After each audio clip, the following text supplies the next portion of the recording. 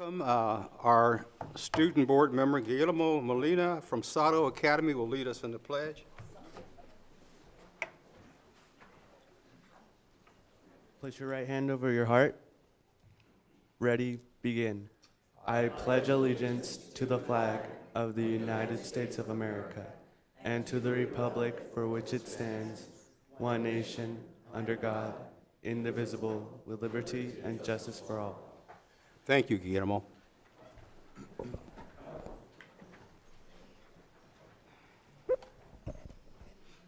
Does anybody call you Memo, Guillermo?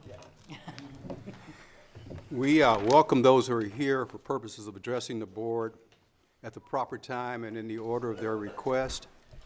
For those who have not already submitted a request, we have provided forms in the back of the room and also have additional copies here in front at the Assistant Secretary's position. If you wish to speak during the meeting, please fill out a form indicating your name and the agenda item you wish to address. You may also make a request to give testimony on an item not listed for discussion today. However, full discussion on any items not listed on the agenda will have to be delayed until such time as the item can be publicly posted in advance as a regular agenda item. If you wish to ask questions, please address them to the chair and not to individual members of the board or to the staff. The board has been meeting in closed session regarding matters listed on today's closed session agenda and wishes to report that no reportable actions were taken.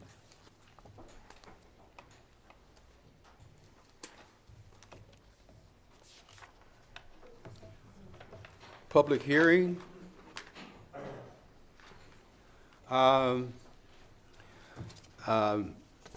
Initial bargaining proposals from the California School Employees Association, CSEA Chapter 2, Unit A and B, to the Long Beach Unified School District.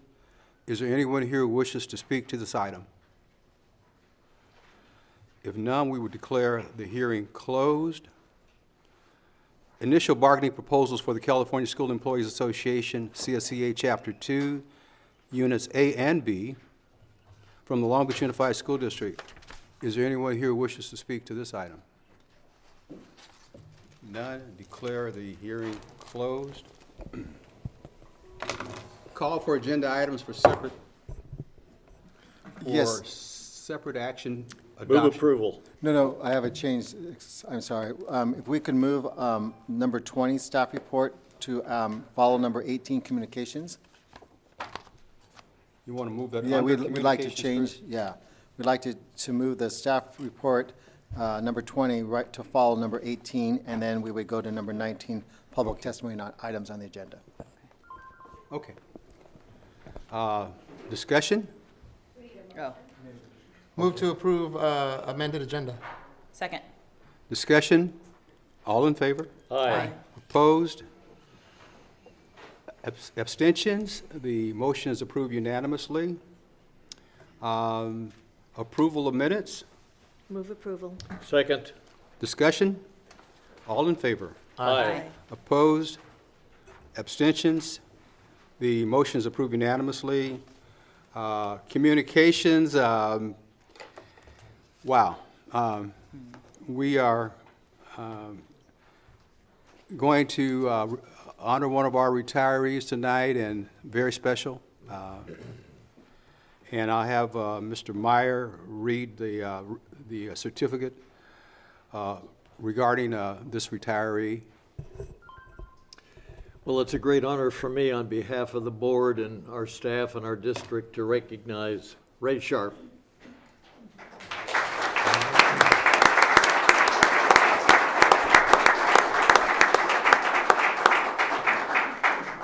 Ray is retiring after 27 years of dedicated service to the students of the Long Beach Unified School District. Whereas he served the students of the district as a teacher, program facilitator at Muir Elementary School, the Office of Multimedia Services, and whereas his classrooms were always pieces of motivated learning, mutual respect, with lessons that were well designed with clear objectives, extensive modeling, guided practice, a variety of hand-on media experiences, student projects were carefully assessed with areas for improvement noted, all in an atmosphere of collaboration in which the students excelled.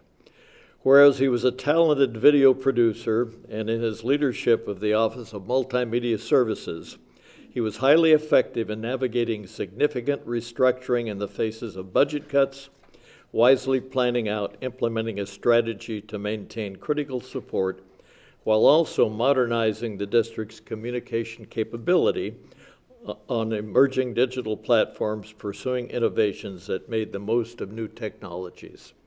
And whereas he and his team have been effective in generating a wealth of new media content, from live streams of Board of Education meetings to high-quality social media material, and his ability to bring people together to support these efforts was critical. And he leaves the school district in a strong position to continue improving its communication with students, parents, and the general public. Now, therefore, it be resolved that the Board of Education of the Long Beach Unified School District commends and expresses deep gratitude to Ray Sharp for his significant and lasting behind-the-action contributions to the education of thousands of students.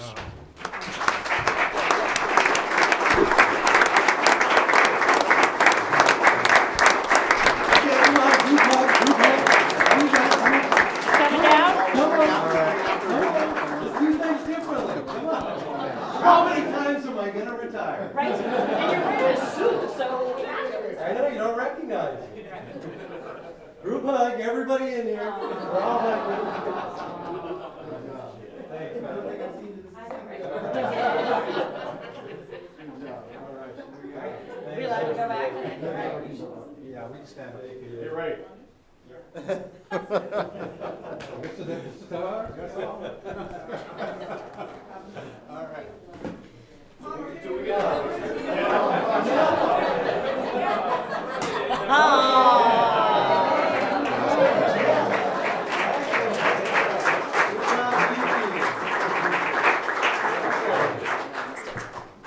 Good work. Impressive. I have come here tonight to announce that I'm suspending my campaign for the Democratic nomination for president. And I am officially endorsing Jill Baker, who would be a great president. Yes.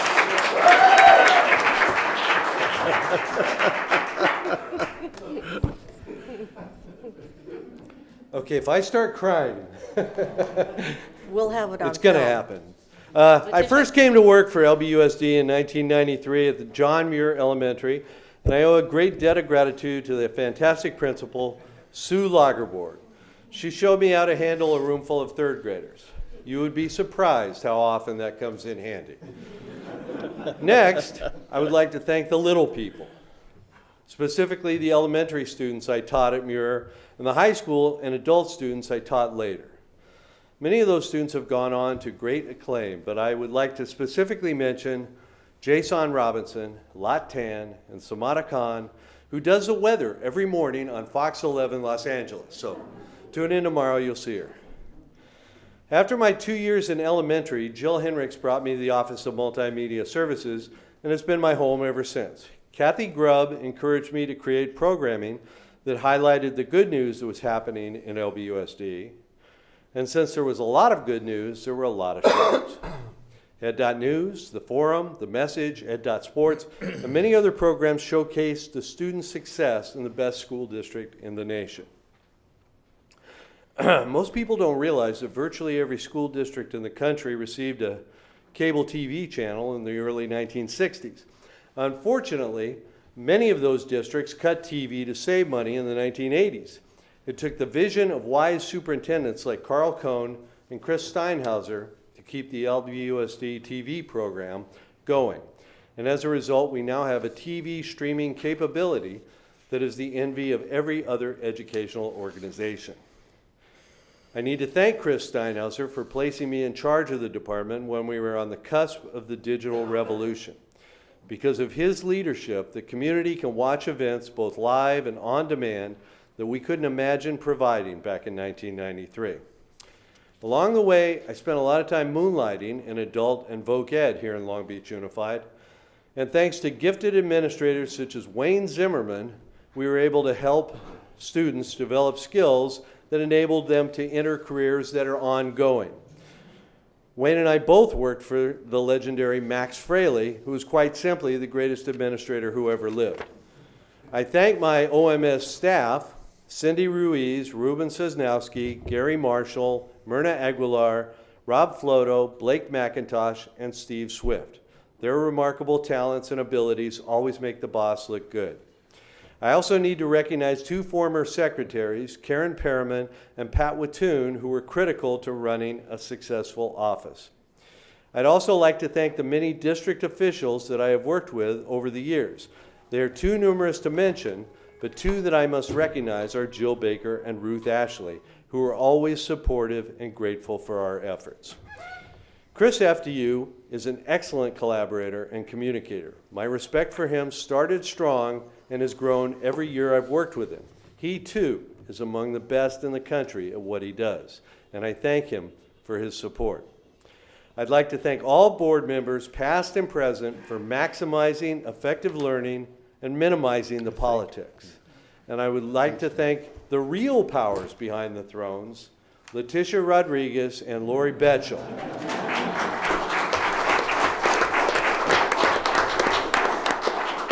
The district would fall apart without them. My most important thanks go to my family, my parents. Two of my parents are here tonight, Joan and Paul. I've got two more who are homesick, Harold and Merche. They're watching on YouTube.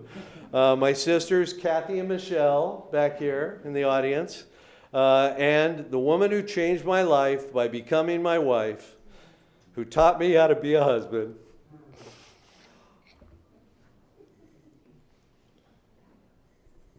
and makes my life worth living. That one right there. In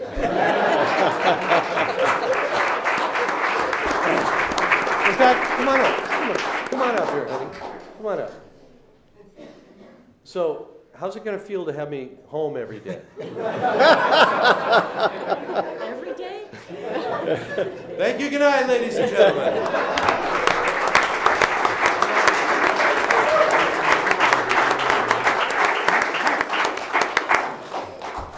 Ray, I'm sure the folks up here want to have a shot at you or something to say. There are a lot of good years with you providing all the support to us here, making sure that the action up here was done well to the public, and the leadership you've displayed has been very special. We're all going to miss you. I just want to thank you for being part of telling the story. I know in my 6 years of sitting up here and more years than that sitting back there, I would always come to you with great ideas, and you very politely steered me in the direction of mostly yeses. So thank you for telling not just our story, but our kids' story, and the story of this city, and the story of the success that we have, and the really bright spots. So thank you for all of that. And I still catch some of those TV shows, because I do go by the public channel every once in a while. So thank you for being innovative all of those years ago as well. Ray, I want to thank you as well. One of my fondest memories of onboarding, if you will, was the one-on-one tour that you gave me probably my first or second week after getting sworn in of OMS. And I still have the CD of the forum, of all the episodes of the forum that you put together for me. So before our superintendent retires, I'm going to play some of those, or get someone to play those so they can see Mr. Steinhauser in action here a few years ago. So much appreciation for all the work that you did and for taking us live, Ray. Great. Yes. Ray, you're an esteemed colleague, but more than that, you're a warm and generous friend. Thank you for your friendship. Well, I guess there's not much I can add to that, except I appreciate everything that you've done. And anytime I've ever come to you and had an idea, you promptly put an end to that. So, but as with my colleagues, you always steered me in a better direction. Well, you always told me that you would only take direction from our superintendent. But I should have reminded you at that point that I'm one of his bosses. Ray, to you and the family. We're going to continue with our board meeting. If you want to leave and go out and celebrate with family, you have our permission to do so, but we want you to, Like there's a truck outside. I want you to be on call. Be on call if we need to call you back. Mr. President, Board Member Kerr just pointed out that he's still here until the 11th, actually. that right? So, where are you going, Ray? Loud. Thank you, Ray. Thank you very much.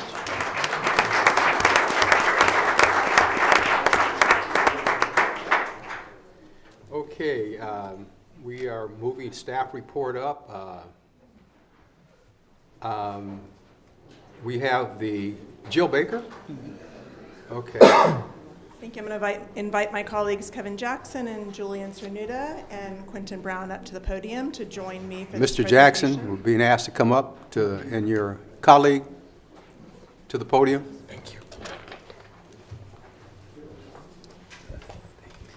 So thank you. I'll get started while they're on their way up here.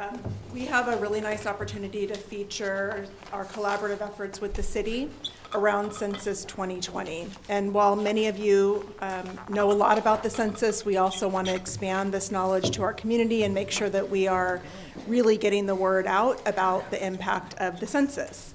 And so you're going to hear us share in this presentation in different ways. I also want to acknowledge that there are several people from the Long Beach staff that have contributed to the efforts that you're going to hear about who are not in the room today. Sashia Tulo from the high school office, Alan Shepard from OCIPD, Chris Eftehu from Public Information, and Chris Itzen from social media. It takes a team to get this kind of information out into the community, and so internally, we have a team working on that. You're also going to hear from Julian Cernuda, who lives and breathes the census these days, came into the city and now is the manager of census program, and from Kevin Jackson, deputy city manager. We are grateful to have their partnership. So we're going to share a little bit about our simultaneous efforts that are going on individually, but most importantly, our collaborative and our collective efforts that are reaching out through the Complete Count Committee and also across the city to ensure that there is a complete count. Can you forward that? One more. Good. So just proceeding, I'm about to hand off to Julian, who's our real expert. But you know from a broad stroke, this is a really momentous occasion and a really important occasion to have the census go on. It determines representation, which is at the heart of our democracy, and it also has a huge impact on all aspects of funding and things that you may not even imagine. When you hear the team talk about what is impacted by census, it is really deep and really wide across our city. And so I'm going to pass to Julian to take it from there. Board members and executive staff, thanks for having us here today to hopefully impart some importance on why the census matters to us here in Long Beach. So to begin with, I think it's very important to acknowledge the challenges that we have this year around with the upcoming 2020 census. So in this slide is just we think it's a cool and kind of just a cool visual of the barriers that we're working together to overcome to make sure that we get a complete count. So the first one is ensuring that every address is collected by the Census Bureau, and that's something we worked now about over a year and a half ago with the Census Bureau and nonprofits in the area, and we actually canvassed hard-to-count areas of the city to make sure that we identified low-visibility housing, like converted garage units, for example, granny flats, anything of that nature. This one's a really big deal too. So for the first time since 1790, the census questionnaire is actually going to be brought online. So it's going digital, first time ever. So making sure that we address, the digital gap that exists here in our city is something that's very important that we do. The other one is also, privacy concerns because it is going online. There may be certain populations that may be concerned about, is scam, will we be scammed? If, how can we protect, around that to make sure that the questionnaire is secure online? So all these concerns, the citizenship question as well, although we know it will not be on the questionnaire, when it's launched in a week and a half or so, there's still that anxiety and uncertainty that is existing in immigrant communities specifically around that question or the possibility that it was there. So, we go doing training presentations across the city, and there's still many people that did not know that it was not going to be on the questionnaire. So again, it's dispelling this misinformation. The Bureau is understaffed and underfunded this year, so that makes it, even more challenging, and that means that we have to step forward as local agencies and organizations to fill that gap that has been left. And then, of course, we live in a very diverse city, so language access is an important piece. So after, our residents are able to go through all those bumps, we can get them to complete the census questionnaire. Here what you see is the heart account map of the city of Long Beach. So, the big takeaway from this map is basically the darker the shading is the lower the response scores, the lower the response score, and therefore the harder it is to, encourage residents to complete the questionnaire. So as you can see those areas, that's where we really want to focus on to make sure that everybody gets the right information and we correct any misinformation that exists in the community while making sure that everyone in our city, across our 52 square miles gets counted.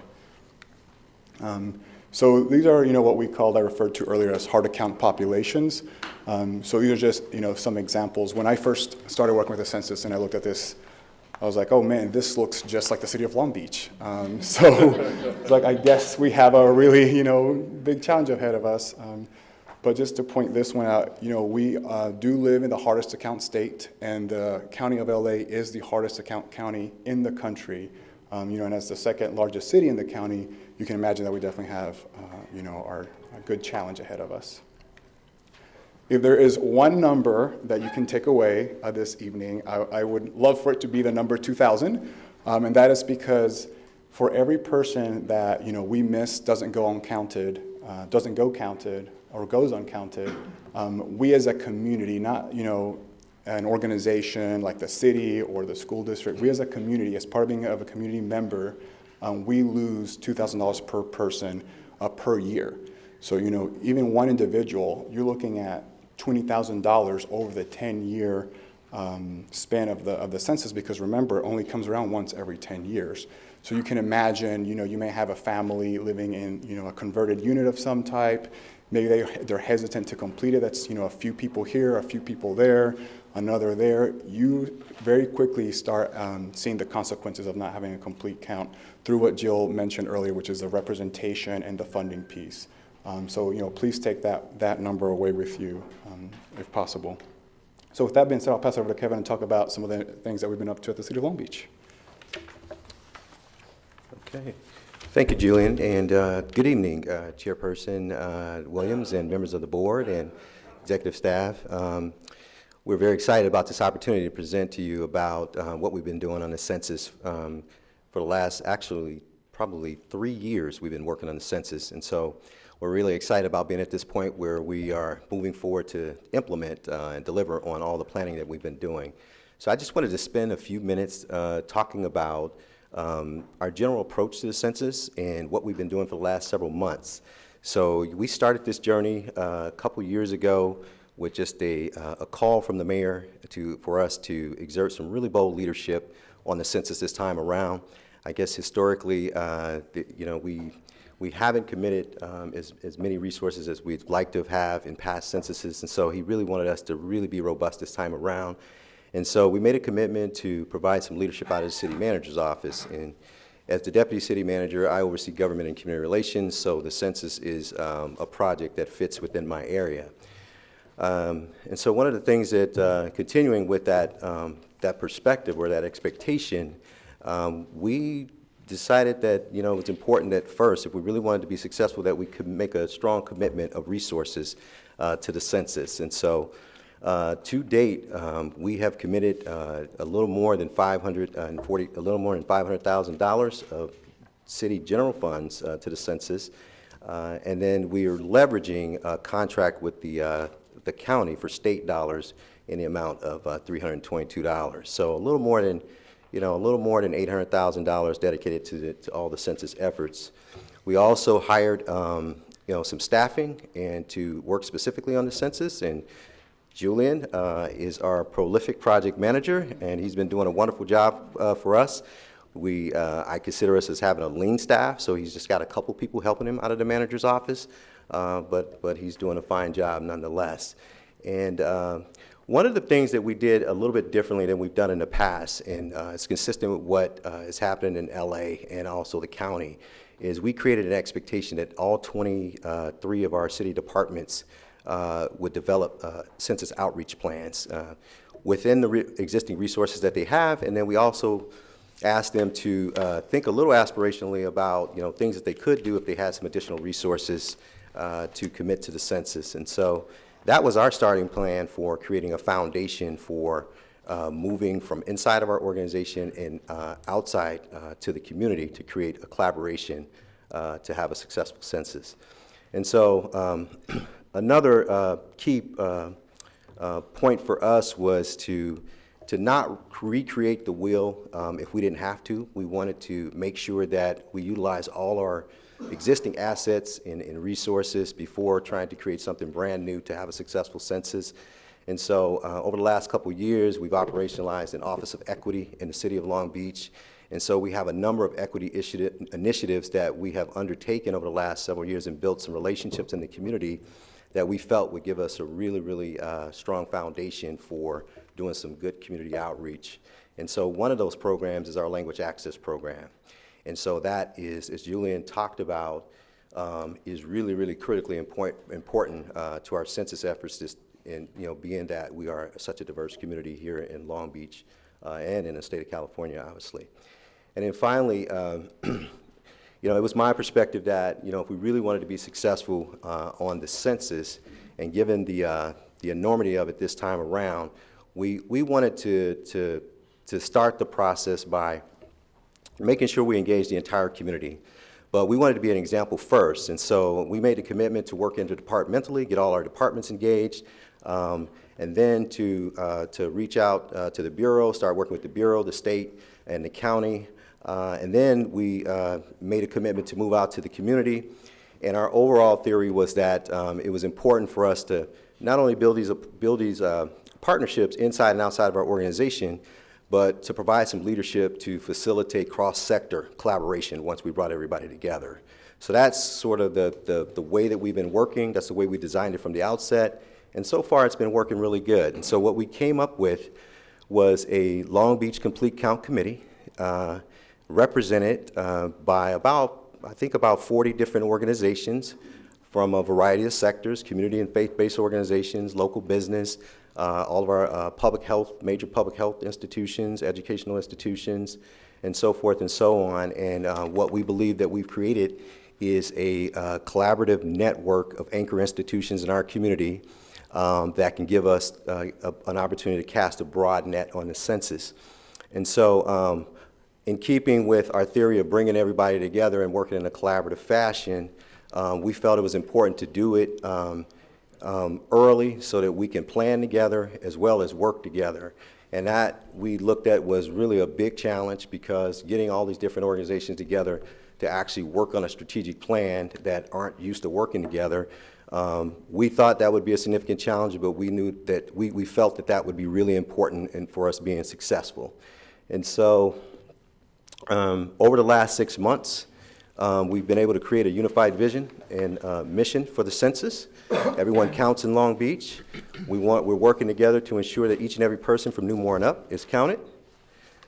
We created a strategic plan with a series of goals and objectives that are summarized here. We want to make sure that we focus on the hard-to-count communities for sure. That is the main objective.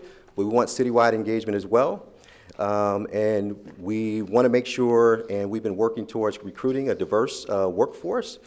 We felt like that would give us a really strong advantage if we have people in our community actually working for the census, and that would give us a force multiplier. And then the other piece is, while we brought the partnerships together, we wanted to be strategic along the way in making sure we strengthen those partnerships and build new partnerships as we go. And so we created an implementation plan that we're very proud of. That's holistic in nature, has about maybe 400 different activities that are aligned with the goals and objectives, and we are on our way. And so we just wanted to, before I turn it over to Quentin, we just wanted to give some highlights of some of the things that we've been doing over at the city.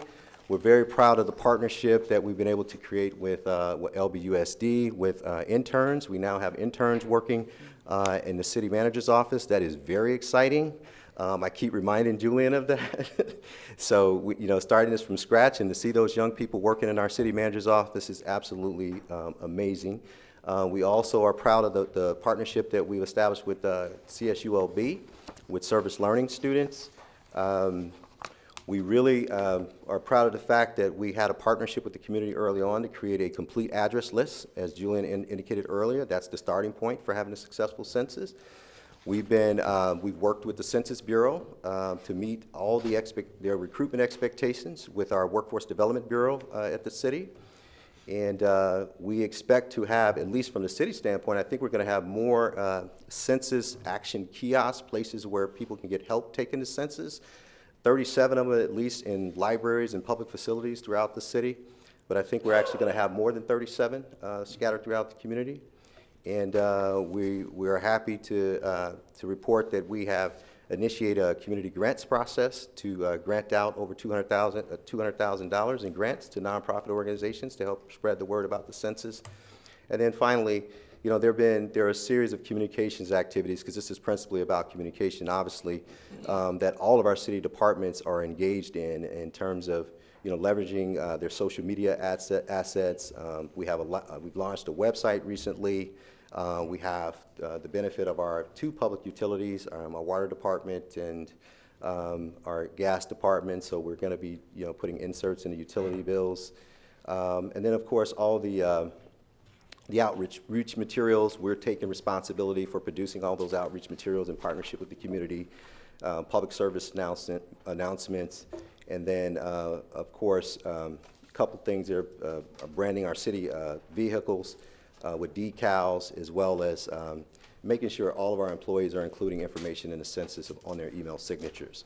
So it's just a snapshot of some of the things that we're doing, but I think the point is that we felt it was important enough to make it an enterprise-wide commitment, and that's it. That's what we've been doing over at the city, and I just want to say before I close out that I am so excited that the school district took us up on the partnership to be to support our efforts in engaging the entire community. It has proved to be very successful thus far, and we are very, very appreciative of the commitment of the school district helping us out.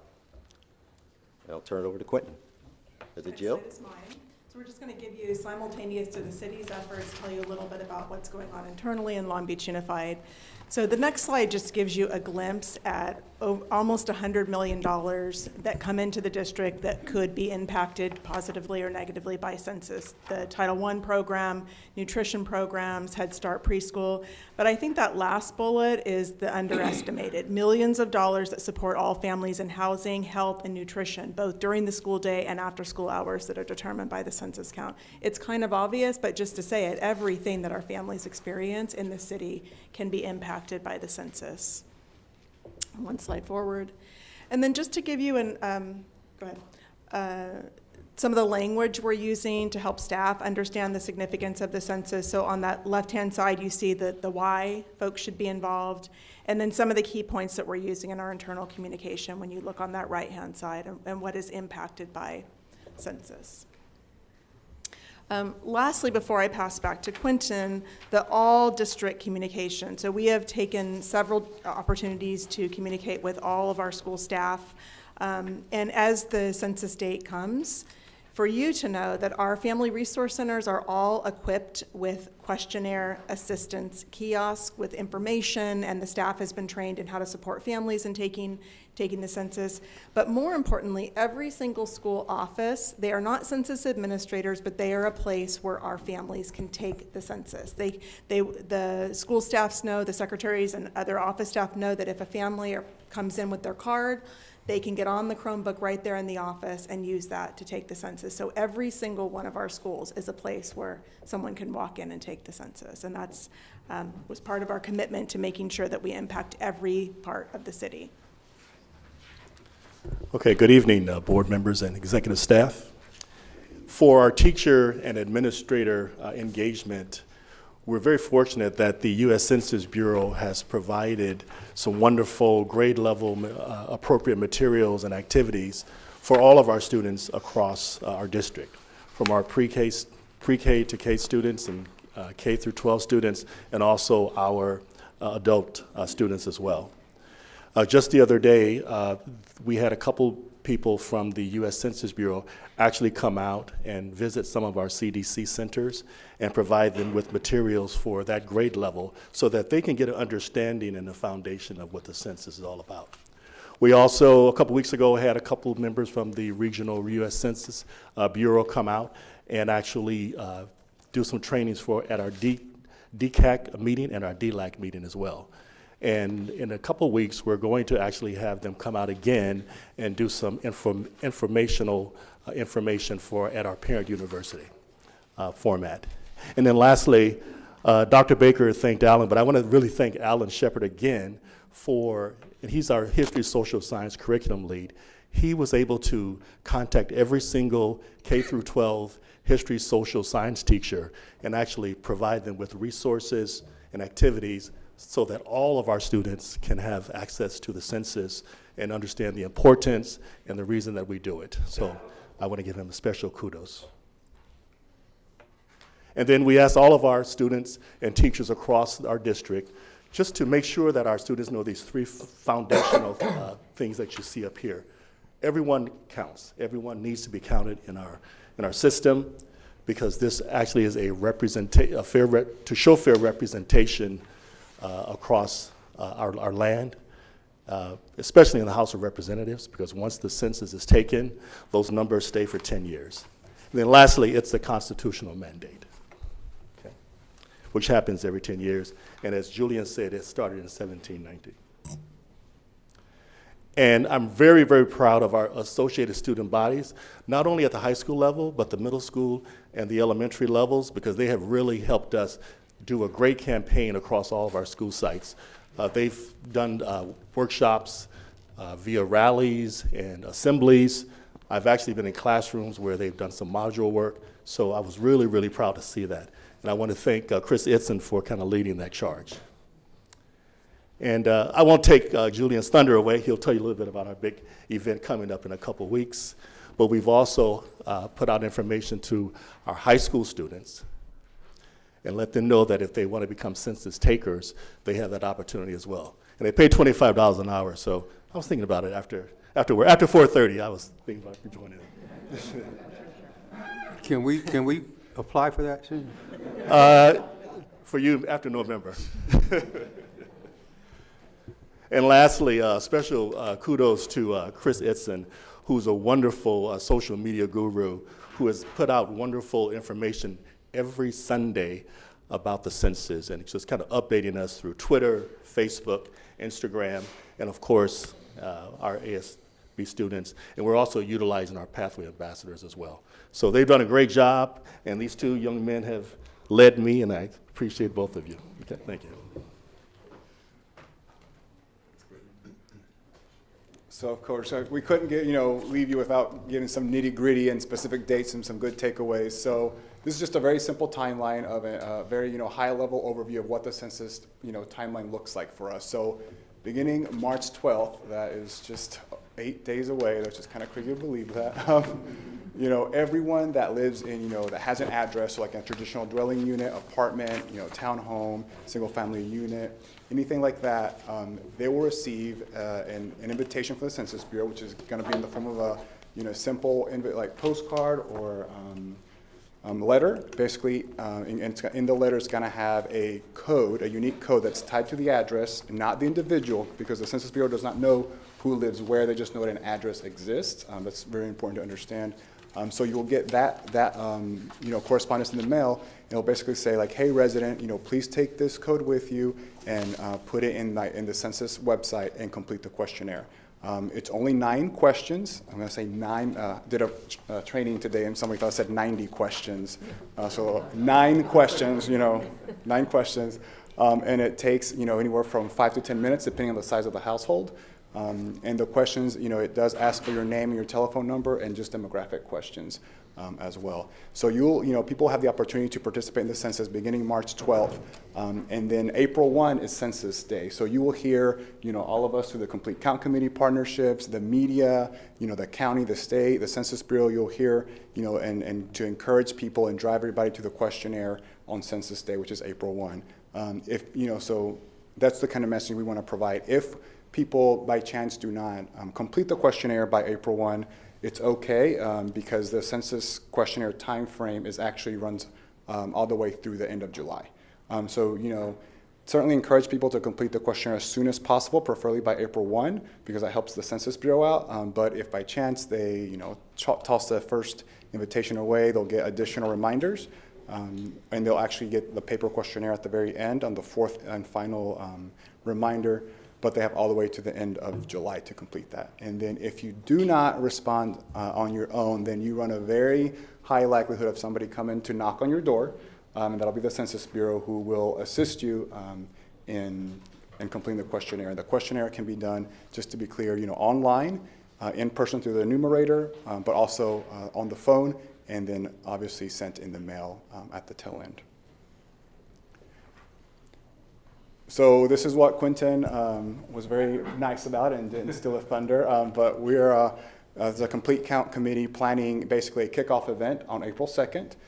We have secured a location, Renaissance High School, so thank you for helping with that.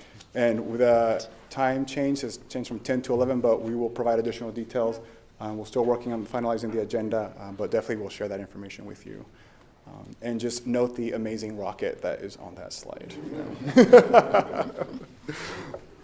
With that being said, you know, this, we were, you know, working with our staff, with our partners to make sure that, you know, community leaders, you know, trusted messengers, you know, we call them in the census world, you know, have good information to take away with them so that, you know, you all feel comfortable engaging your friends, your families, you know, your neighbors, your networks about the census. So, you know, we hope that with this, you know, the critical nuts and bolts information that we're able to provide, you know, you feel a little bit better and you've gotten some insight into what's going on in the city of Long Beach and helping to complete a complete count.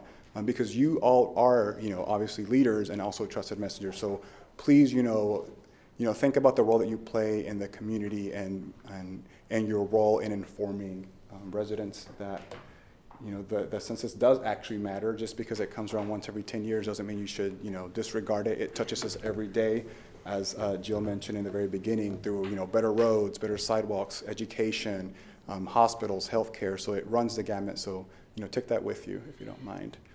So with that being said, you know, wanted to close obviously with just some, you know, if you have any questions or suggestions, comments, we're all happy to take them. First and foremost, we want to thank you all for sharing this information with us about the census. I wanted to ask in regards to the city's educational channel, is this information being shared on that channel about the census?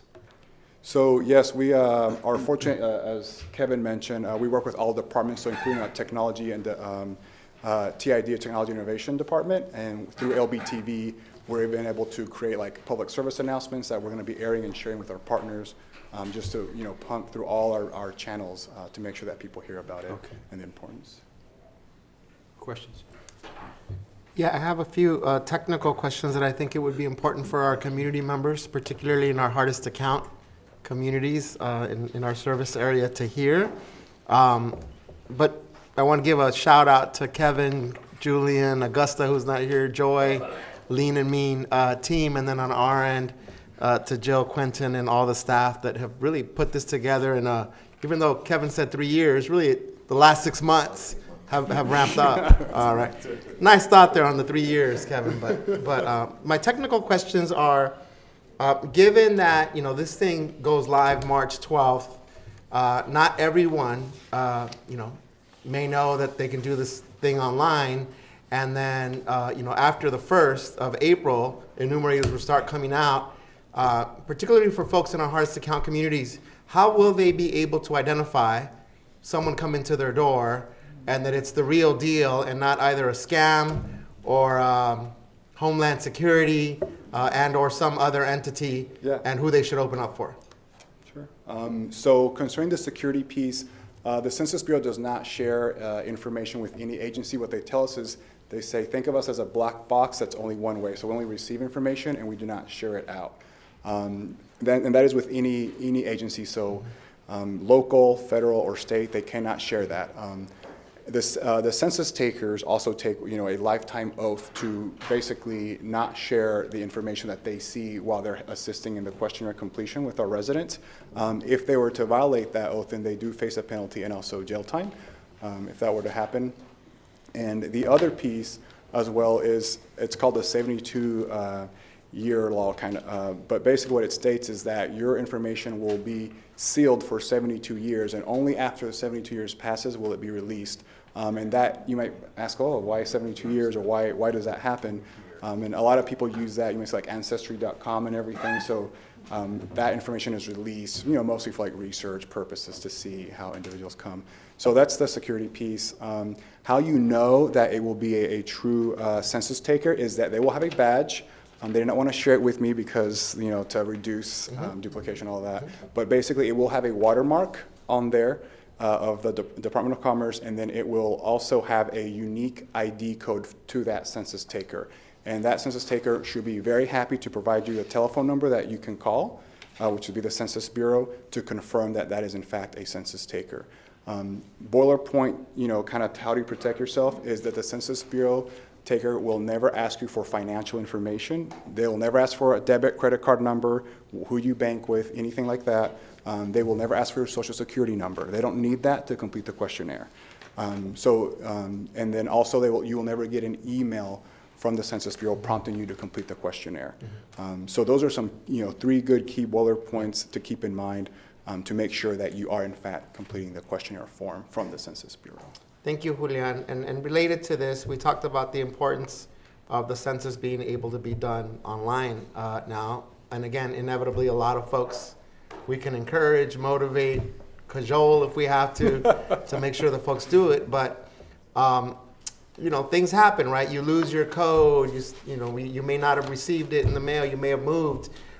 You can still do it online even without your code, right? There's just an added layer online. So if someone shows up to, let's say, one of our FRCs or an office and they don't have their code, they can still do the census online, right? Yes, absolutely correct. So it's best case scenario if you have the code. If you do not, you can just type in your address and it'll still accept it. Also, kind of along that line is the census, obviously encourage everyone to complete all of the questions, but you may submit the questionnaire even if there are some questions missing. However, if people submit it that way, then again, you run the risk of a visit or a phone call from the Census Bureau to try to complete that questionnaire with you at the end. Last question, Julian. This is the big one, since I know you know every single entity that's working on that. I think it would be good to highlight. We talk about trusted messengers in our district and the partners being trusted messengers. I think it would be important to also highlight some of the other organizations that are working on the ground in our communities, because quite frankly, folks may not be as comfortable talking to someone from the city. No disrespect. Right, but is there a list or somewhere on the city's census website or something that we can put on our end up of who the other organizations are and where the other QAKs or QACs may be? So we'll definitely, we have the roster online, so we'll definitely share that, a host of community nonprofits. And then for the QAC, QAKs, which is just the census help stations, we're working with the county to basically upload countywide all of these census help stations. So once that's being finalized, once it's launched and ready, we will include that as a link to the city website. And just like an FYI, much like our voting centers, folks will be able to go to any of these QACs, QAKs, and do the census online then, right? Absolutely, yes. Thank you so much. Sure. Will we have more of those than just at our FRCs, or is it going to be limited to our? Those are the district, where the district sites are, but Okay. there are other sites in the city. Okay, but not any more specific in our buildings, the Right. FRCs, okay. Yeah, The 10 points. and the ability to take it in the school In the office on similar Yeah. Let's Chromebook. do a pizza night, I know, Mr. I said, like, Superintendent. Yeah. Like, which middle school's doing a pizza night? I just stole Megan's idea. I know, you stole my idea. Other questions? Trying to We've calculate also how much had a pizza we number of both preschool, elementary school, middle school, where they've had census staff out doing presentations at parent nights, and really, that this is kind of a snapshot of the different activities, but there are many more activities that we didn't even have a chance to highlight tonight. Gentlemen, thank you very much. Really appreciate you coming out and sharing that information with us this evening. Thank you all. Yes, thank you. Very much. Thank you. All right. Okay, we're now at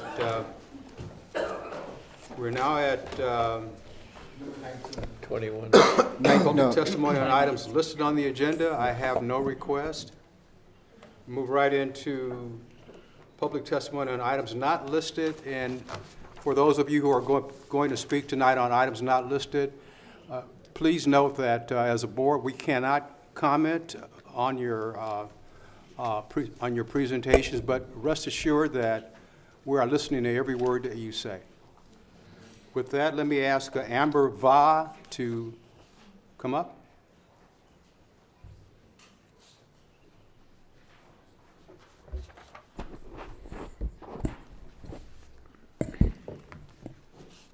Good evening, honorable board members. My name is Amber. I am a recent Poly alumni and a current student at California State University, Long Beach.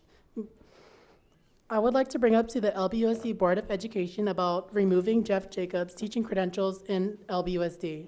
On the morning of February 21st, 2020, at 8:30 a.m. in front of Poly, Miriam Gerba has been placed on paid administrative leave simply for standing up to the rapist, Jeff Jacobs. According to Ms. Gerba's case file documents, she has been sexually assaulted, abused, and scared her life would be in danger. Is Jeff Jacobs someone you'd want to be around your children? Absolutely not. We currently have an online petition via change.org, and we have currently 4,000 signatures. This is just unjust on how the school district is responding. She deserves justice. Ms. Gerba is my former government and economics teacher. She helps students succeed, she cares about students and the well-being, and she makes teaching fun. She inspired me to get to where I am today. Without her, I wouldn't have found my voice in striving for higher education and wanting to have a minor in environmental science and policy. Please take into consideration what would happen to your child knowing Jeff Jacobs is teaching in LBUSD. Thank you. Thank you very much.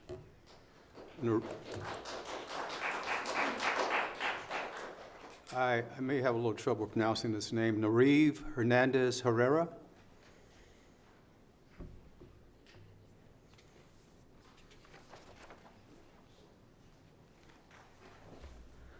Good evening, Mr. Molina and board members. My name is Nerik Hernandez Herrera. And I'm Darlene Tiff.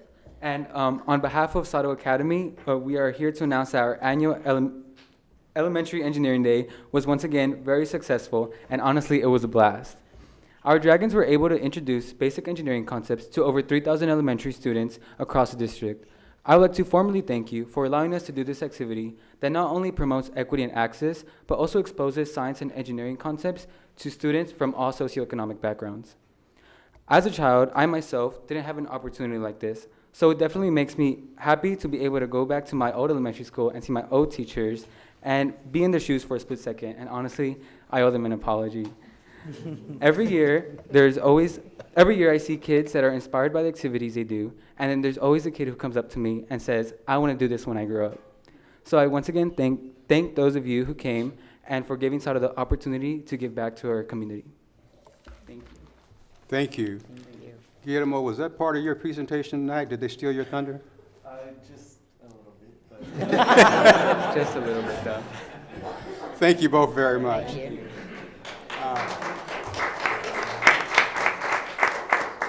I just have a first name, April.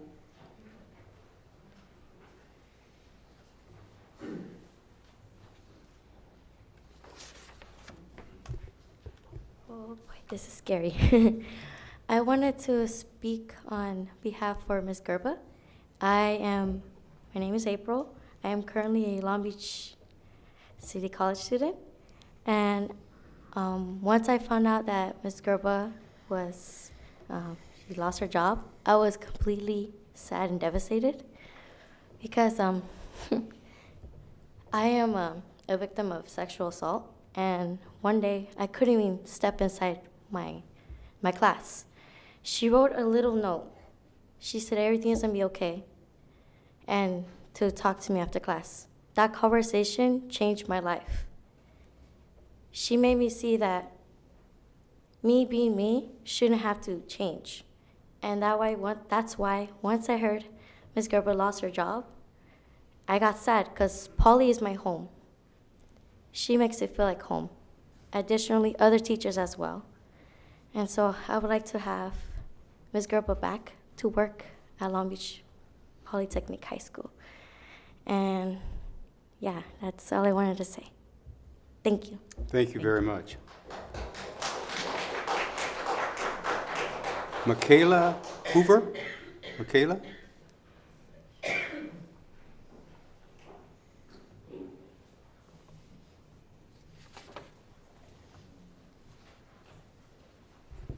Hi, so my name is Michaela Hoover, and I am a Long Beach Poly alumni. Earlier last week, some alumni, they sent in a request to add a agenda item to the meeting kind of concerning what's been happening at Long Beach Poly, concerning Ms. Huff and her use of racial language directed at a student, and the Ms. Gerber being put on lease. I know that Chris Steinhauser has said that this issue is very important, and I know that the district is saying that they're taking this issue very seriously, but if that is so, why was the, if we followed due process, why were the alumni's requests rejected by putting the meeting items on the board? And I would like to use the rest of my time for the board to answer that question, if they can. Thank you very much. Lan Nguyen? Oh, I'm sorry. They cannot answer your question. As I mentioned earlier, since it's not part of the agenda, we can't respond, but rest assured, we've listened to every word that you've said. Okay, and please, there's a lot of people that are here that this issue is very important to them, so this is a very important issue for a lot of people, and I know that you guys are investigating and being thorough. We're dealing with it. Okay. We're dealing with it. But how could we talk to the reason as to why that was rejected? Like, if we follow the due process? Right. Thank you. Thank you very much. Mr. Superintendent, a question on that item. Is there a statement that we can refer folks back to that the district has put out about Poly? Okay. Lan Nguyen?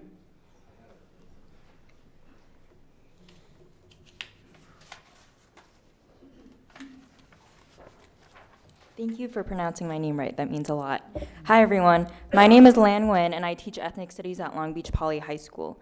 I spoke at this meeting 2 weeks ago about my concern regarding a teacher at Poly who called a student the N-word and saw no follow-up action.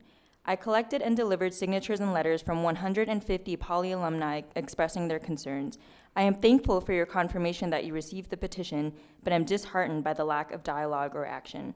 Last week, I followed instructions to submit a discussion item on the agenda for today about restorative justice, processes for reporting abuse, and about how to listen to student concerns, but my request was denied without any explanation. I made it very clear on my request that I did not want to talk about the investigation, and I understand that the investigation is private, but rather I want to talk about how we can listen to students. And I am very disheartened that that request was denied. How is that democracy? Many students wanted to show up today and share their concerns, but they are too young to drive themselves. At 5 p.m., many parents are still working or just leaving work, so they can't drive their students to this meeting. What outlet do you have for students and their parents to share their concerns if they can't come to this meeting? Last week, in my ethnic studies class, I taught my students about institutional oppression. Institutional oppression is when laws, policies, and systems oppress marginalized communities, such as when Black people get longer prison sentences than white people for the same crimes. In my students' weekly journals, many of my students listed Long Beach School Board as an example of institutional oppression. I did not tell them that. They came up with that on their own. They tell me that they asked for help, but instead of receiving help, they felt terrorized when police interrogated them without their parents present. My students shared with me that they feel powerless in this situation and feel like they have no outlet to share their voice. I am proud that my students were able to correctly identify an example of institutional oppression, but am heartbroken that they had to live through it and experience it from their school board.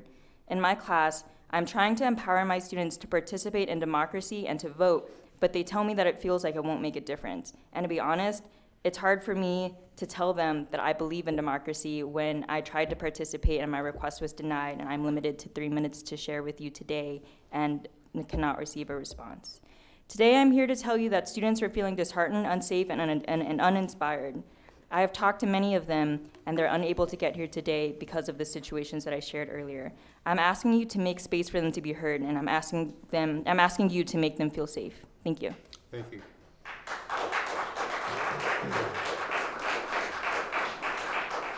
Kevin Melvin.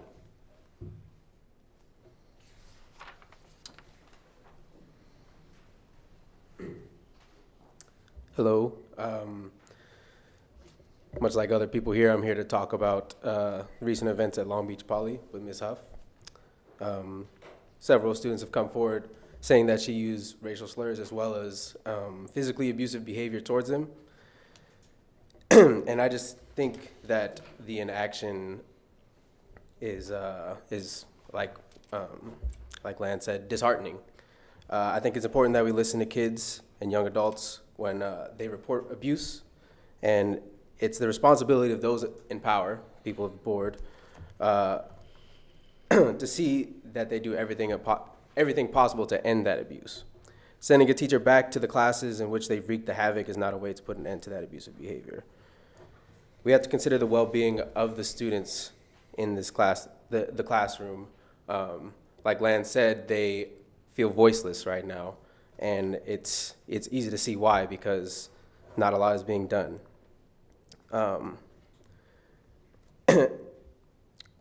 And we have to also consider the fact that when we allow a racist joke to go unaddressed, we're laying the groundwork for more violent forms of oppression towards Black and brown people.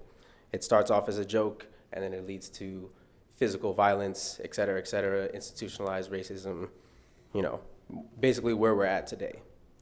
I don't believe there's any passive way to sit by and just hope that racism ends. I think that it requires action. It requires the constant unlearning of ideas that are rooted in white supremacy. And it requires that we don't allow racist behaviors from teachers in the classroom. I think that's a simple start. And I implore the board to hear the students, to hear your students. Remove Ms. Huff for her abusive behaviors and reinstate Ms. Gerba, another teacher at Poly who was an ally of the students speaking out and was removed for speaking out against sexual abuse that she herself endured. Thank you. Thank you. MX Javon McNeil.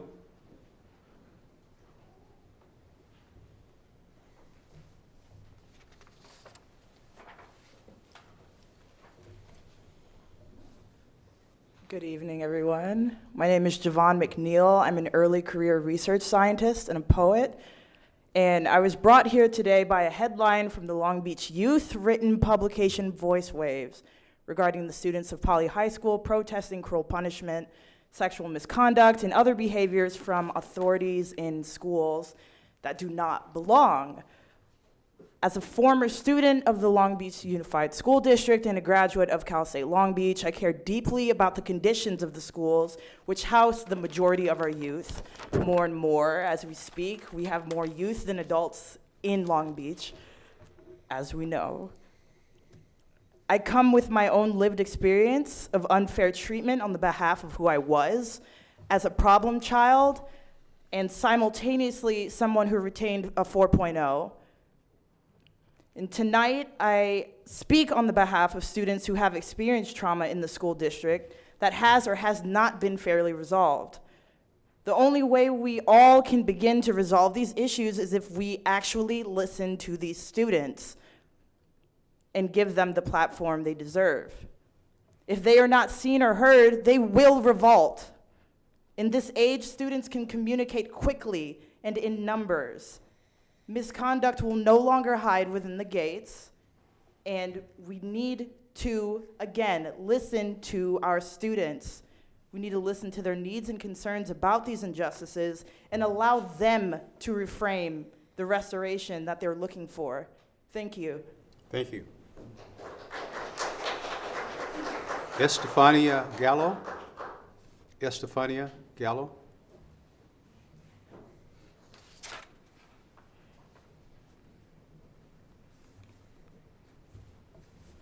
Hello, my name is Estefania Gallo, and I am a graduate from Long Beach Poly High School in 2014, and I'm currently a teacher in South LA Continuation School.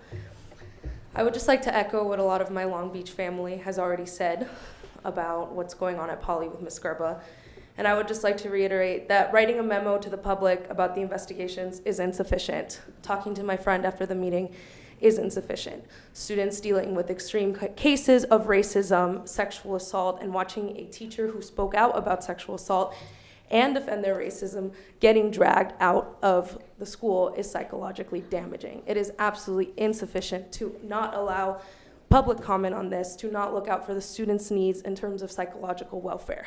Please do more.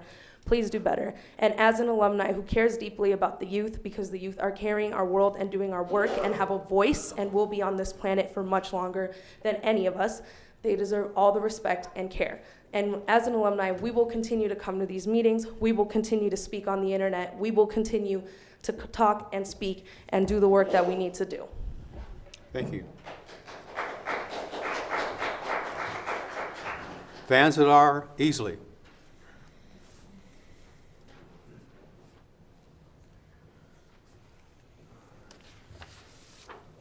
Tandazar. So there's more of us now. I just want to say that this is not to sensationalize or to blow it out of proportion. You know, I know that there's a process, but there has to be a way that we handle it. You know, there's a right spirit to go about it. And you want people to know that you care. I mean, at the end of the day, that's all that really matters, is that we care. You know, this is very important. There's a lot of people who are being affected by this every day. And even just one of you stepping out and saying, hey, this is what, you know, being able to say that we do and putting a statement that puts people in front of you where they can communicate and really get to see you face to face or whatever it has to be, that you can communicate that you do care. Because I believe that you guys are working. I just want to believe that you're working on this just as hard as anything else, that you are able to see what's going on and realize that there may be a better way to communicate with the rest of society, the rest of the community. That's all. Thank you. Thank you very much.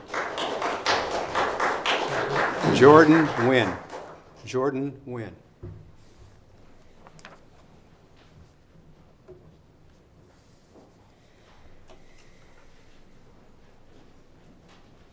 Hi there, my name is Jordan Nguyen. I am a Long Beach Poly alumni. I graduated in 2013 with a gold robe from the PACE program at Poly.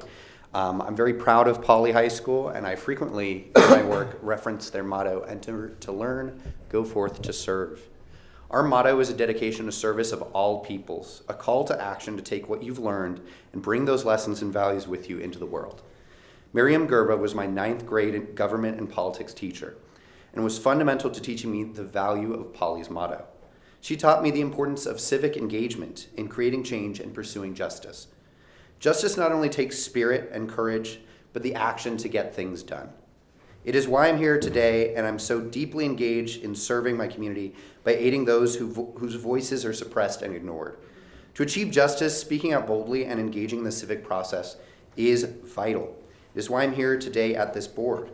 I now speak in support of Miriam Gerba and having the courage to speak out against perpetrators of violence and racism in our schooling system.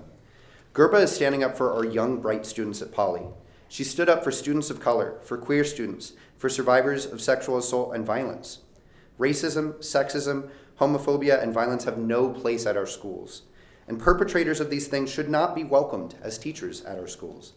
I'm proud that Gerba stood strong and put her job on the line to call out the racism of Libby Huff at Poly and the homophobia and violence perpetrated by Jeff Jacobs at Cabrillo, and stood with the students who were speaking out against this kind of violence as well. To hear that Gerba has been dismissed for calling out these injustices in our schooling system is disheartening, unjust, and wrong. I hope you take the testimonies of alumni and students to heart. These brave students and alumni who have followed the example and pursuit of justice set by Gerba stand here to support her. We need more action and dialogue open with the students, teachers, and alumni about how to listen to and believe the students experiencing these things. We need to fight institutional oppression and prioritize the voices of the students we care about. We need to reinstate Gerba as a teacher at Long Beach Poly. She should have never been removed in the first place. It is not being disruptive to call out injustice.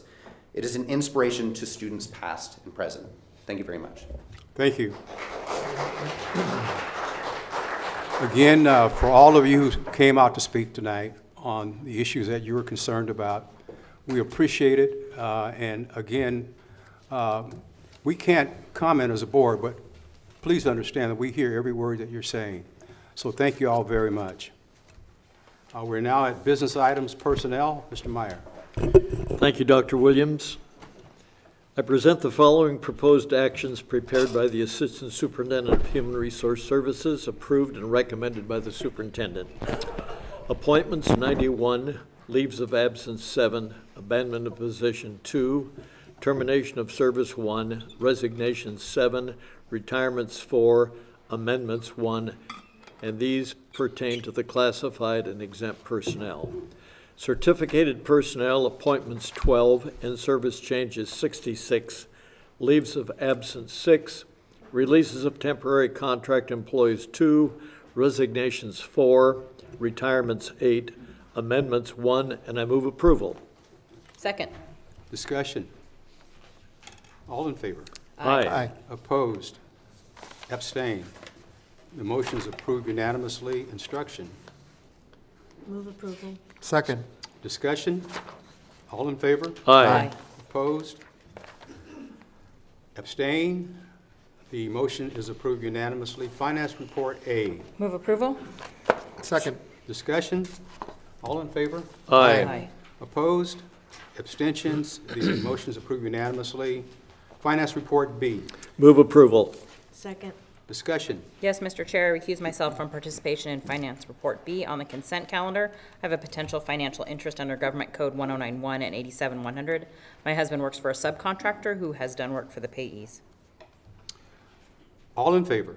Aye. Opposed? The motion is approved 4-0 with 1 recusal. Business Department report. Move approval? Second. Discussion? Yes, I'm not sure if this belongs under Business Department or Purchasing and Contracts, but I'm wondering if we could get an update, Mr. Superintendent, on the Community Workforce Development Agreement that we passed. I know that there were some revisions that still needed to be done, and I'm not aware of those revisions having been made yet. So if we could just get an update on sort of timeline for that agreement being executed? Further discussion? All in favor? Aye. Aye. Opposed? Abstain? The motion is approved unanimously. Purchasing and Contracts report. Move approval. Second. Discussion? All in favor? Aye. Opposed?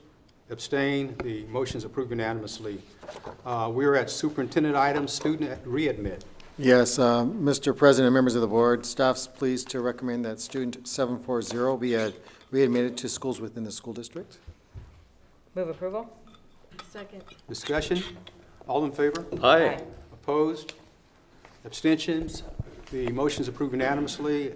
There is a correction on the administrative assignment. Right, that's not going to take place. There's no administrative assignment, okay. We are at unfinished business, there is none. Adoption of initial bargaining proposal from the California School Employees Association, CSEA Chapter 2, Units A and B, to the Long Beach Unified School District. Move approval? Second. Discussion. All in favor? Aye. Opposed? Abstain? The motion is approved unanimously. Adoption of initial bargaining proposals for the California School Employees Association, Move to approve. Chapter 2, Unit A and B from the Long Beach Unified School District. Now I move to approve. Second? Discussion.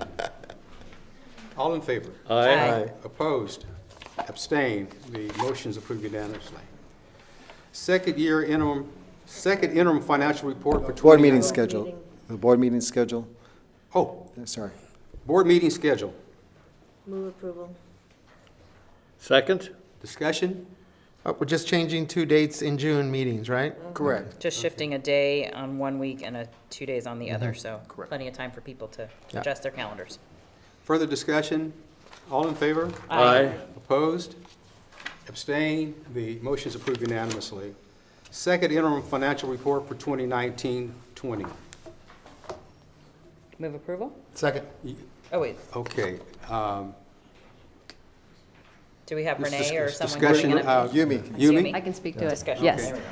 So this is our second look at our revenues and expenditures for this year. I'd like to acknowledge Renee Arcus and Zach Ige and the rest of the fiscal team for their really hard work in putting this report together. We are recommending a positive certification indicating that the district can meet its financial obligations this year and for the 2 out years. Our projections for 2019-20 are very much in line to those that we presented with the first interim, with a modest increase to a projected ending balance of $3 million for a projected ending balance of $237 million. In our out years, we have incorporated the governor's proposals, which presented a more favorable revenue projections in the form of increased cost of living adjustment increases for the district.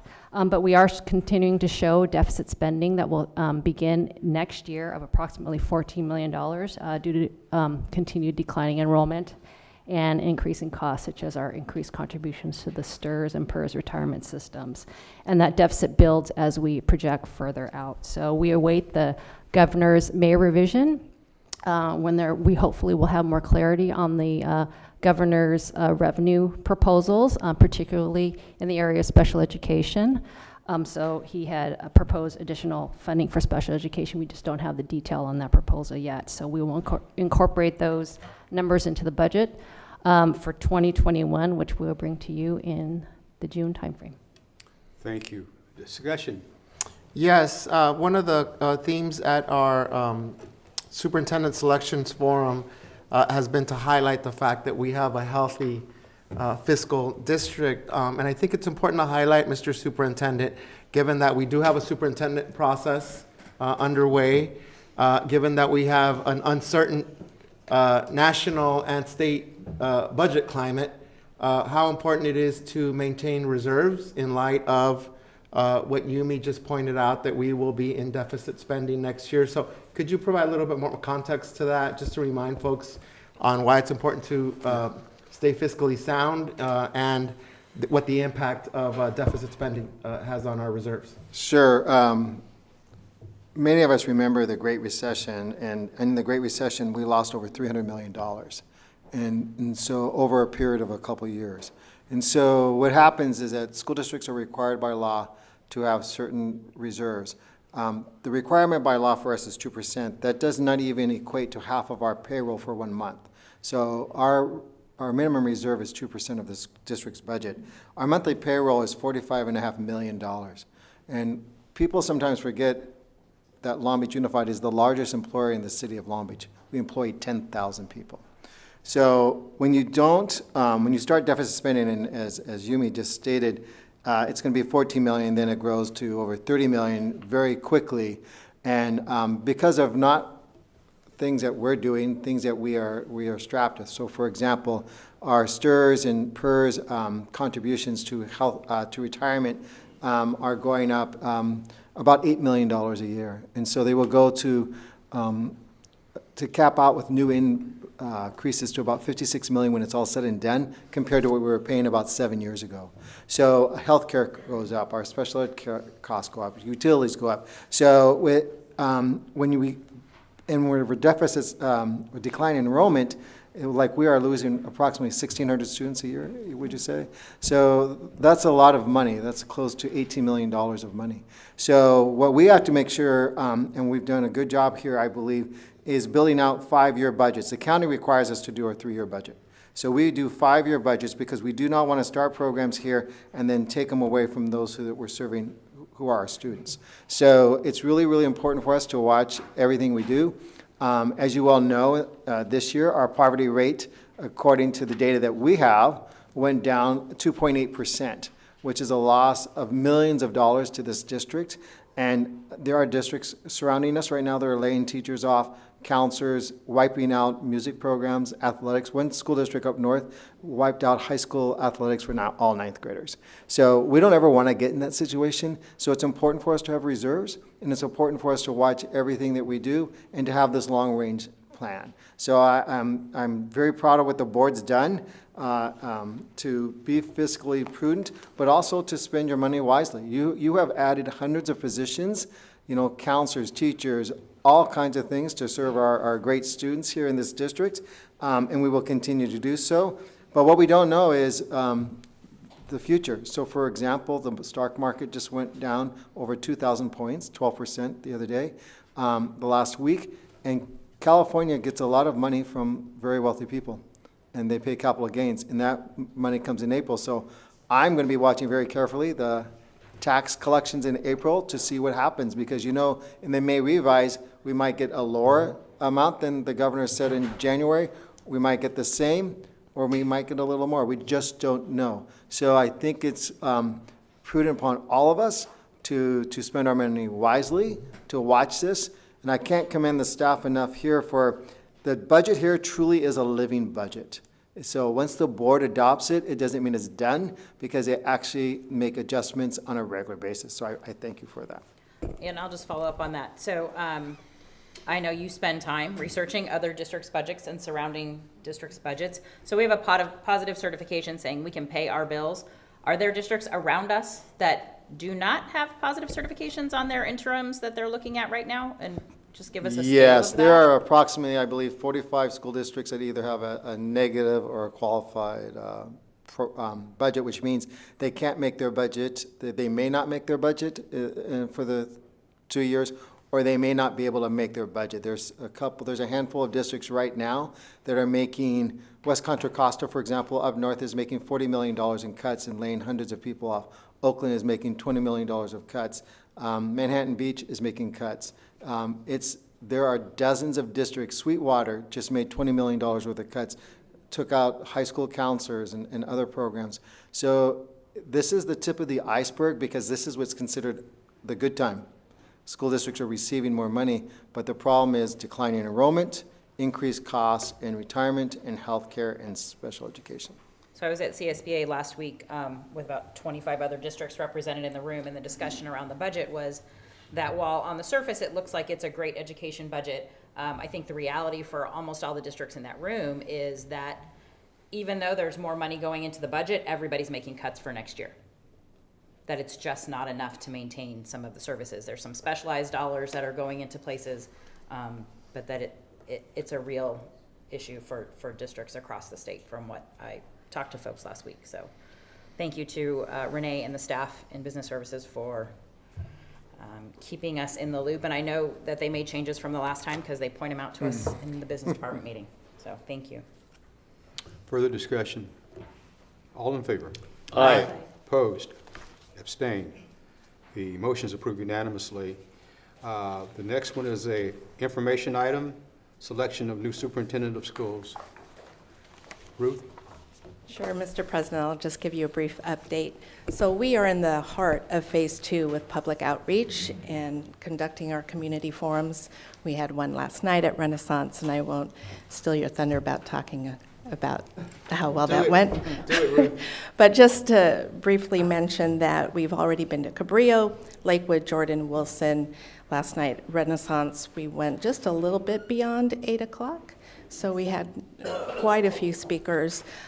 Tomorrow, we'll be at Prisk in the library at 6 o'clock. We are going to visit Avalon, 3 o'clock on March 12th. And Cabrillo, don't worry, we've got you covered at Avalon. And then our final community forum is at Cabrillo on March 14th at 9 o'clock a.m.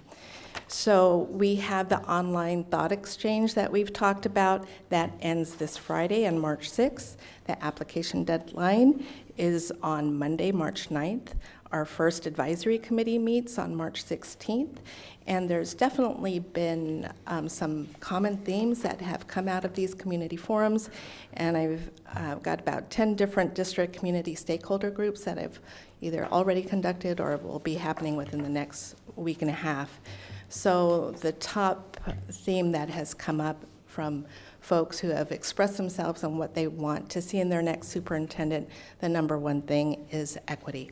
So a focus on equity, recognizing that our schools are very diverse and our district values inclusive and equitable practices. Secondly, there's a lot of comments from our parents with students with special needs and community members as well. So they want someone who advocates for the all means all movement. They want someone who knows the budget. They recognize that the district is not in financial crisis.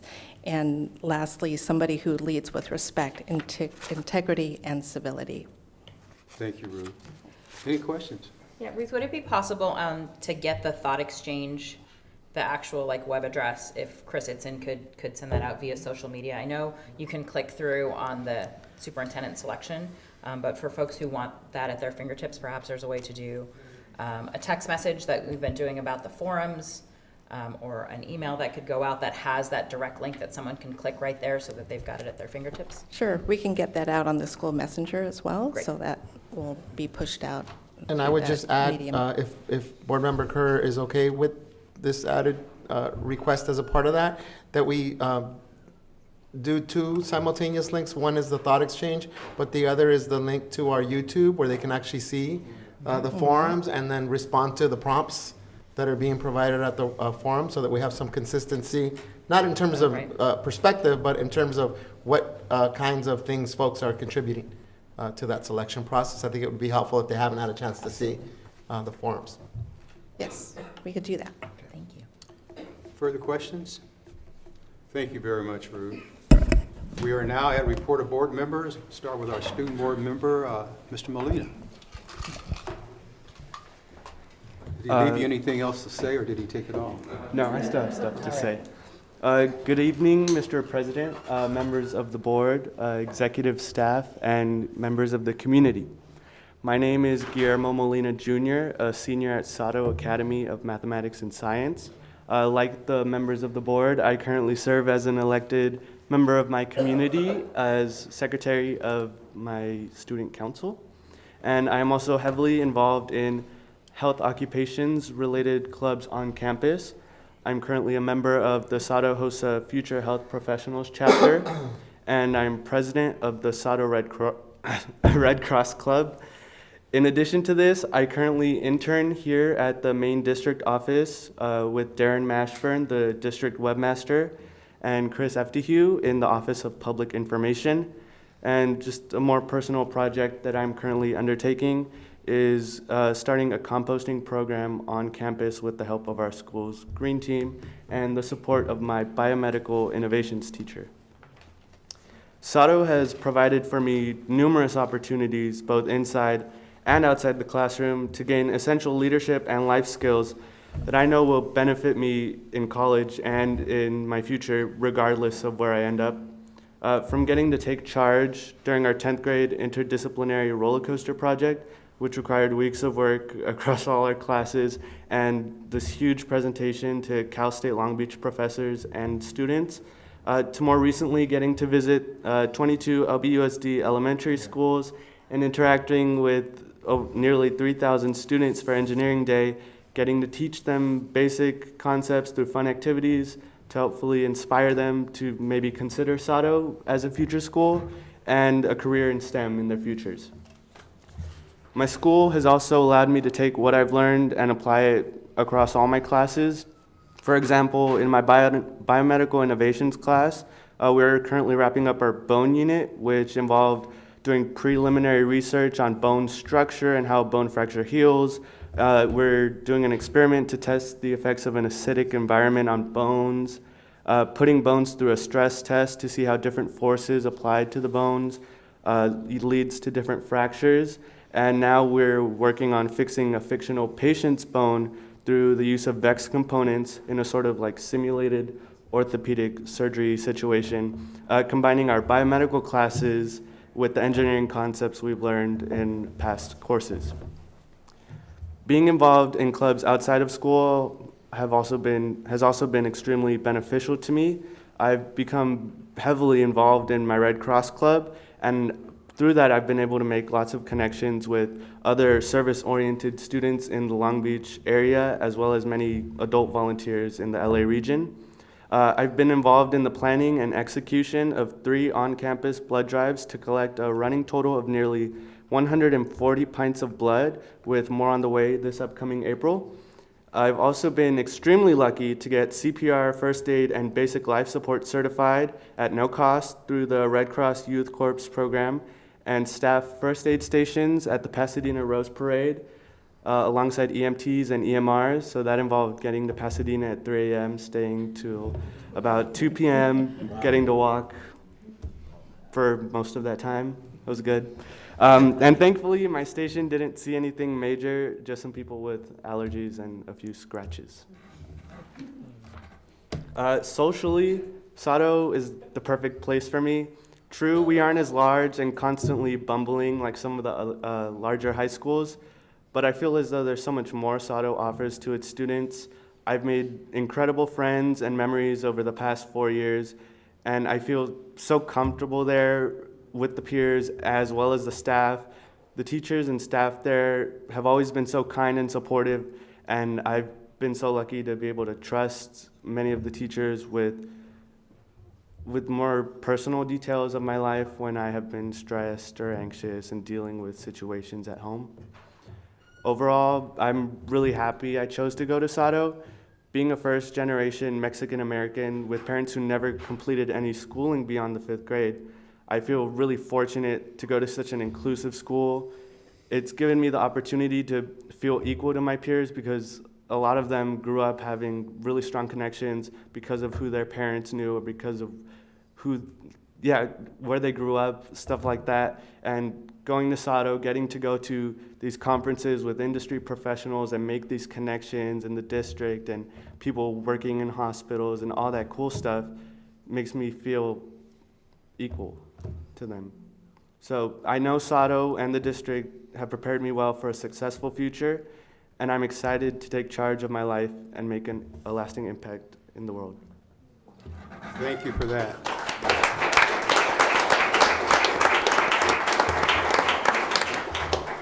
How many hours of sleep do you get per night? You don't have to answer that question.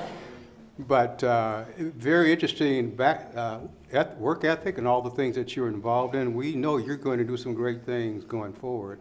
Thank you. And are you a senior? Yes. Okay, so have you decided about college or university at this point? Not quite yet. I have 7 acceptances so far to various CSUs in nursing and biochem, and I'm waiting right now for the UC decisions to come out towards the end of March. You're going to keep us posted, right? Yes. All right, thank you so much. Ms. Kerr. Congratulations on all of that. And thank you again for being a tremendous example of all that we hope for when we do this work. So thank you for sharing with us. Thank you for sharing the dais. Thank you for bringing the dragon. Does the dragon have a name? I don't recall. Dragoncito. All right then. It's been a busy couple of weeks and a busy time of year with all that's going on. So I just want to thank folks who have come out to share with us here publicly at our forums that we've held over the last couple of weeks regarding the superintendent search. Community members who have reached out to me personally just to talk about what's going on. I appreciate it and I hear you, and will continue to do so. I want to offer congratulations to Dr. Jill Baker, who was honored by the Mayor's Fund for Education last week with a suite of really education superstars. She was very clear to make it about the team that she is honored to serve with at this district, but we're also honored, they also honored the organization Children Today, which is an early childhood program that we partner with now officially that offers wraparound services and child's care for homeless children or children experiencing homelessness, as well as Mark Taylor, who used to be with Long Beach City College, and the former chief of staff of Mayor Robert Garcia, who was working at the college along with the mayor before he was mayor in the very early days of the College Promise. And it was a wonderful celebration of folks who care deeply about the education and care of kids from cradle to career. So congratulations, Dr. Baker, on a very well-deserved recognition. I want to shout out Hughes for a couple things. Dr. McCloyne did their Young Gifted and Talented program once again, over 2 decades of work by that amazing team, and their program last Friday night. And I was just there this morning because UCLA, they partnered with UCLA to receive the Sound Body, Sound Mind Fitness Center and their PE department, so it was great to be out there this morning. Over the weekend, I was at Cal State Long Beach for the STEP event, so it's the largest STEP event on the West Coast, and our Franklin STEP Club was there. So all of a sudden, I was like, those are our kids out there. And they were fantastic and got to spend the day with some amazing role models in that community at Cal State Long Beach. And congratulations to Long Beach Poly for their production of Hairspray, which was 2 weeks ago. It seems like forever. So there's a ton going on. And I'm grateful for all the hard work of folks every day and our students and families. Dr. Benitez. Yes. I'm going to shift my comments a little bit. Let me give a quick report.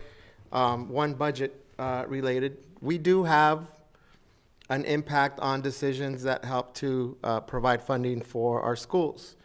We had one on the ballot last night, Prop 13. Early to call right now. There's still votes out there, but these are things that help to fund our education system, and in particular, our public education system. We'll have things like Schools and Communities First in November. So there is a way to impact and assure that we get much-needed funding for priority areas. And I'm going to shift gears. We had a wonderful day of learning. Was it last Thursday, Dr. Baker? At Lakewood. And I'm going to sort of frame, I wasn't able to stay the whole time, but there were very candid and critical conversations around some of the issues that have been brought up tonight during public comment. It's a wonderful collaboration between Californians for Justice, our school district, and a lot of other organizations and community stakeholders that want to uphold the values that were expressed here tonight. So although I know I'm speaking on behalf of my fellow board members here, I'm going to use I statements tonight. I care, and please know that I'm listening, but I also know that racism and homophobia and sexual assault require action. Although there are personnel matters that we just cannot discuss, and I think all of you in attendance and those of you that spoke and those of you at home know why, right? Because we want to assure that there's due process, right? But we also want to assure that listening, we know, is not enough, particularly around these critical areas. I want to say that in the context of please keep engaging. Please keep engaging. That is the only way that we can collaboratively assure that your voice is not just heard, but translates into concrete actions and concrete steps. So although it may appear, and this is the toughest part, probably, again, using I statements about this job, that because sometimes we cannot comment publicly, doesn't mean that we're not listening, doesn't mean that things aren't going on, doesn't mean that things are not advocated for, but you have to hold us accountable by continuing to attend these meetings, by attending our superintendent selection forums, by emailing us. Hey, go contact the local press, right? Bring more attention to these important issues. But it's in the spirit of dialogue. I think we are all interested in productive dialogue. The superintendent loves to use this phrase, positive disruptors. All right, positive disruptors. We need that. We need to continue hearing from you because these are not issues that we do not take seriously, particularly for students and staff that have experienced trauma.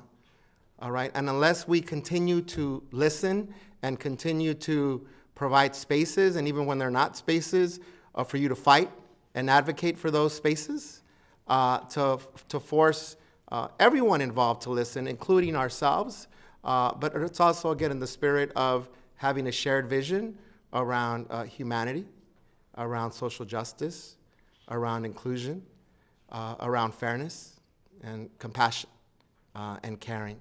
So that was sort of off the cuff because I was going to report on other stuff, but I feel it important, and again, I'm using I statements, to recognize that even during silence, which is very tough in a dialogical perspective, there are things going on, and want to continue to urge our community members, our students, our staff, our friends, and sometimes folks that we may not agree with, to continue using your voice so that we can continue listening and continue advancing a common vision. So thank you for those of you that are here, for those of you that have contacted us, for those of you that have contacted our other district staff. But we wouldn't know about many of the things going on, and that's not an excuse, unless we heard from you. And that's not to say that you should alone carry that burden, because it's a mutuality that's involved in this, but that this is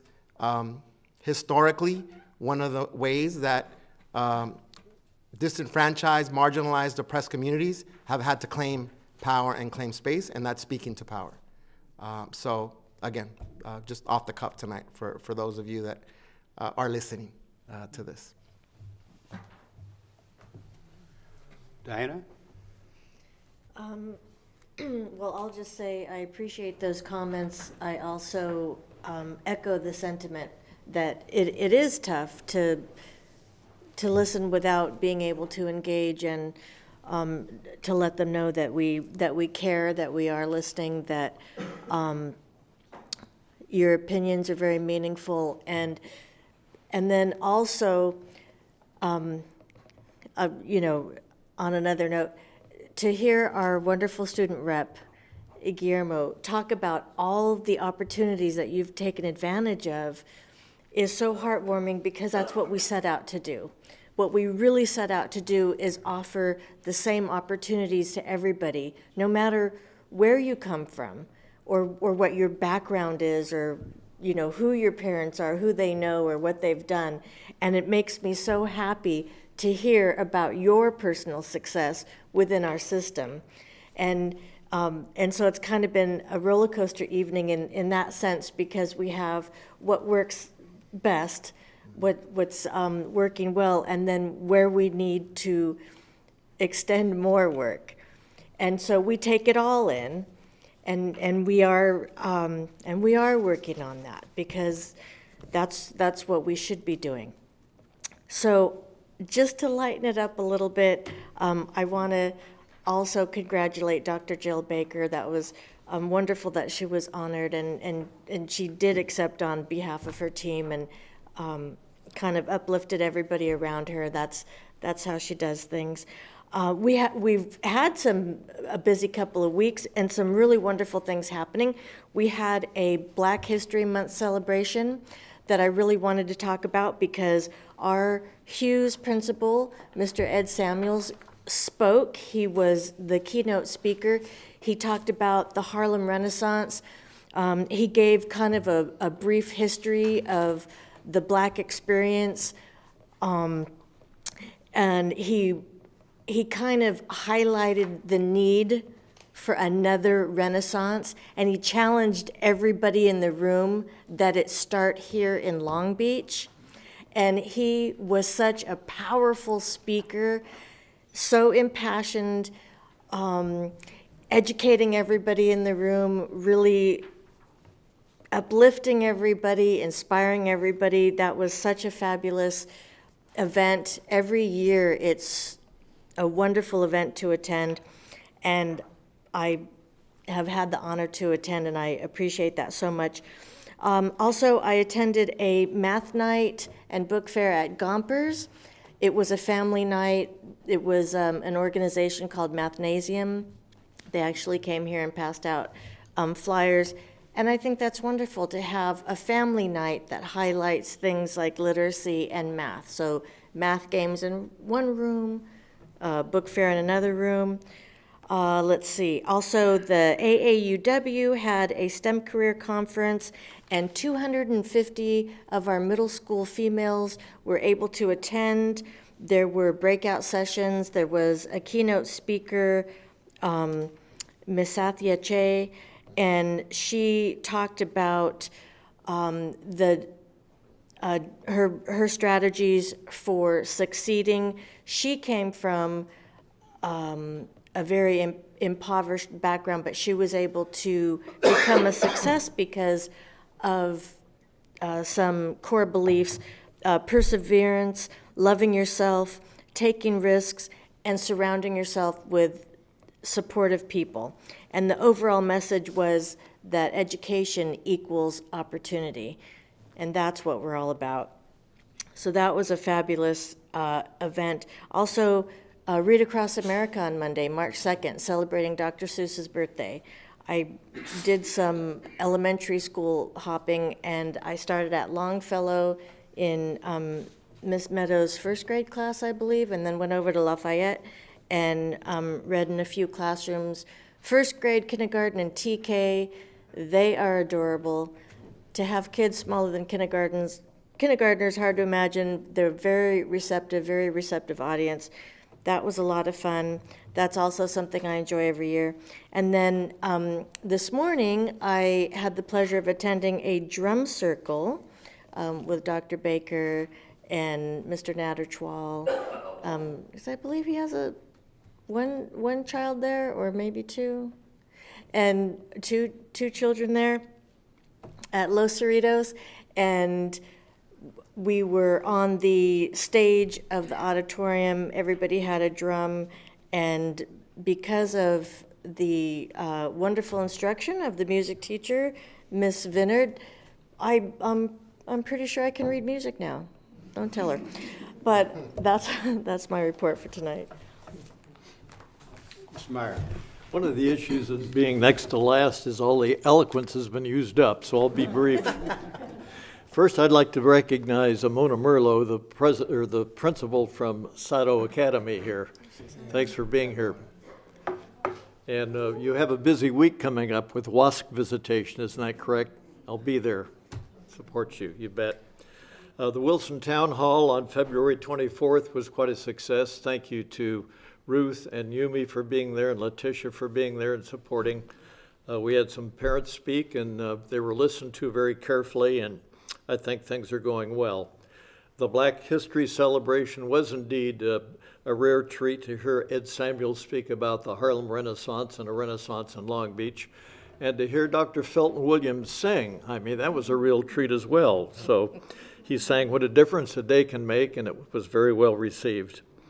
The Education Celebration, February 27th at Kiesel, Young, and Logan, where we celebrated the successes of Dr. Jill Baker, and I think the words that best describe her. Jill, a hero to her colleagues and the thousands of students who continue to benefit from her exemplary examples. Saturday, February 29th, I went to Fremont Elementary School to see a model Saturday program open on our playgrounds and run by Kids Club. There must have been 150 students there, coloring, singing, playing ball, and it tickled me because one little tot, probably no more than 2.5, was on a little tiny mini scooter, and the mother just admonished that child, no scooters on the playground, which of course is always our concern on the playground. So, You sure that wasn't our superintendent dressed up? So, and there were many parents there as well. So thanks to our superintendent and colleagues on the board, this pilot program seems to be working very, very well. Thank you, John. My congrats to David Zaid and staff, teacher and administrative workshop, phenomenal. It was a wonderful event, David, and to see the large contingent of people who showed up and turned out for that event really makes a statement about this district and the interest people have in working in this district. But a fabulous program, excellent program. And just to comment on the African American History Month, I thought that was an excellent program, and really want to thank the committee for putting together a program that had, I thought, a great deal of impact given all the things that we're having to deal with right now. Again, Diana talked about Ed Samuel's presentation, and John as well. When I saw Ed earlier today at the opening of the physical education facility at his school, I asked him, I said, Ed, weren't you a math major or not a philosophy major? It was a hell of a speech you gave. He took it all in stride, but it was a wonderful, resounding speech about the progression of history, African American history in this country, and all the things that were historical and contemporary with respect to those issues. Let's see. In looking at the dynamic of that and looking at how this district has responded to it, I'm looking at it from a 16-year lens of being involved in this district, and also being able to juxtapose that lens with looking at other school districts across the United States, and having that advantage of being able to see what we're doing with respect to equity and inclusion versus what I don't see across the United States and other districts.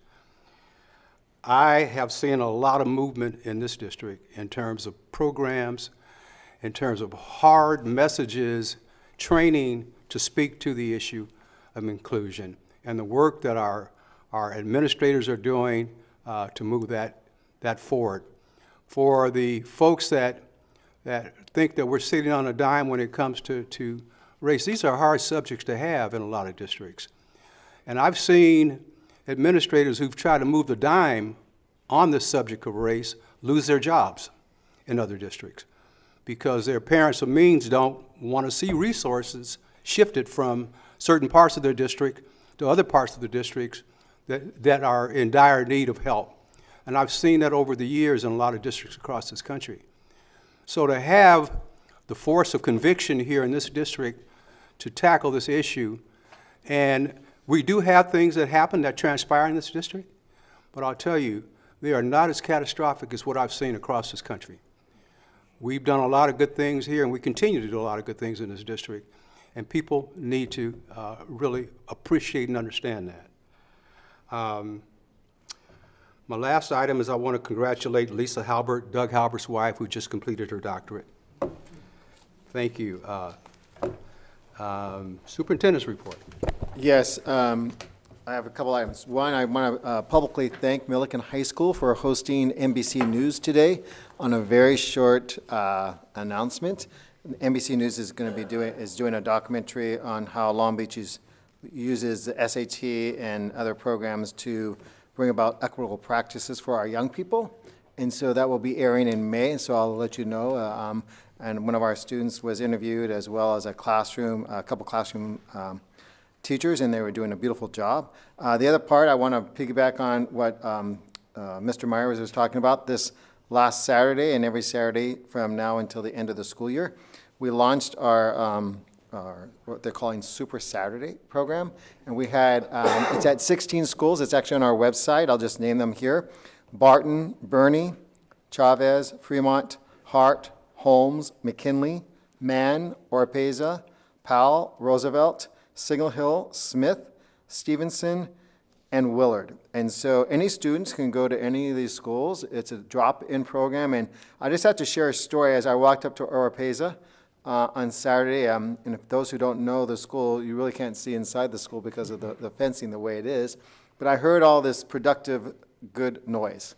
And when I walked in there, there were about 45 young people. This is around 9 o'clock. Playing, doing different activities, doing games. And I asked the Y, I believe it's the Y is the provider there. We have several providers. And they said, Mr. Steinhauser, the parents were lined up at 8:30 and were so thankful that they had the opportunity to send their students to a safe place. So we're going to be collecting data on all these schools throughout the rest of the year and the attendance. And we'll get back to the board on the cost analysis piece.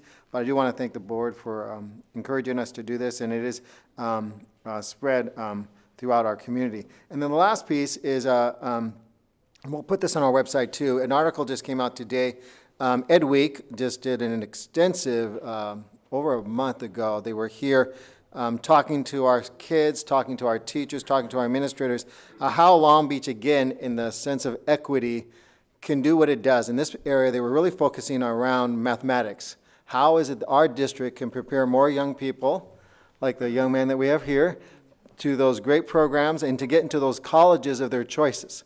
Think about that. You have 7 acceptance, and I'm sure you're going to have a lot more, which is what we all want every student to be able to have that opportunity.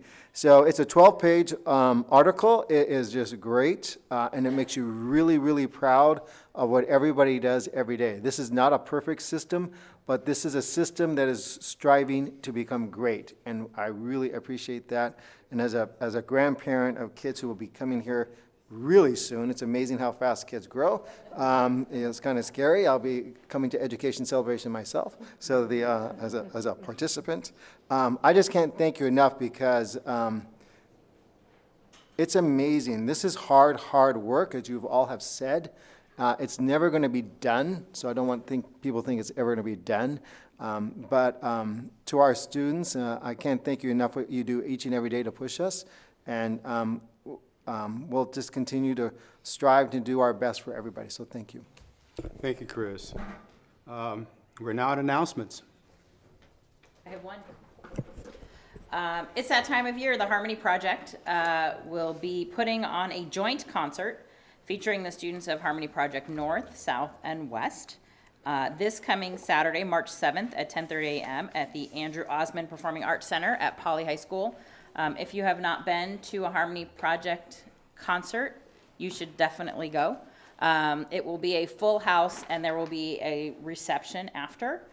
So we'd love to have you come out and hear our young musicians from across the city do a joint concert. And I just wanted to put out, our information is on the website for those people who want to contact board members, but I also have business cards up here at the front if anybody wants contact information, just so you know how to get a hold of us. Thank you. And Ruth, just to thank you for all the work and effort and helping with the work on the superintendent search, and staff, their support for that, help and support for that as well. It is move, even beyond my wildest expectations, the level of efficiency and effectiveness that you folks are bringing to this process. So thank you for your leadership. Okay. Tomorrow at Prisk, Saturday the 14th at Cabrillo. All right. Entertain a motion for adjournment. So moved. All right. We're going to do a photo op, young man. So.